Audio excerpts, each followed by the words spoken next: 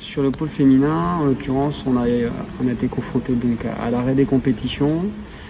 On a été confronté, comme les filles l'ont pu l'évoquer sur les entretiens, le port du masque en permanence, qui effectivement est un changement d'habitude pour tout le monde.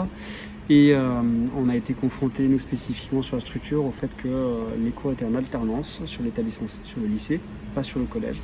Et donc on a eu des filles qui ont eu des alternances de semaines en présence avec cours et entraînement, et de semaines à domicile où elles ne pouvaient pas s'entraîner. Donc on a dû s'adapter, leur proposer du travail physique à distance et un peu de travail de vidéo pour les garder mobilisés dans leur formation sportive. On ne donne pas forcément de conseils, tout du moins on ne cherche pas nous à motiver par nous-mêmes les filles.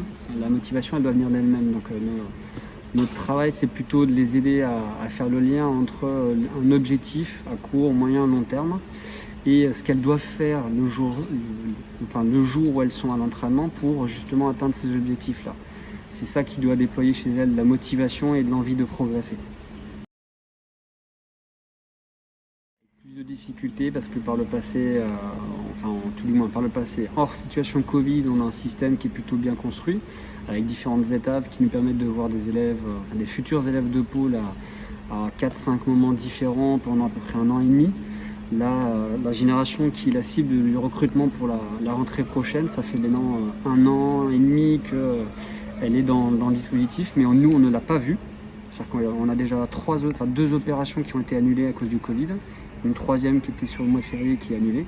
Donc là, aujourd'hui, l'enjeu, c'est trouver une solution pour aller voir les potentiels qui pourraient rentrer. Donc on est en train de travailler avec tout le réseau de détection départemental, les pros de comité, notamment pour identifier quels sont les joueurs et les joueuses qui pourraient intéresser un pôle. Et ensuite, quand la pratique nous le permettra, d'aller les voir pour déclencher la réflexion sur l'entrée en pôle pour les meilleurs qu'on pense être ceux qui devraient rentrer à la rentrée prochaine.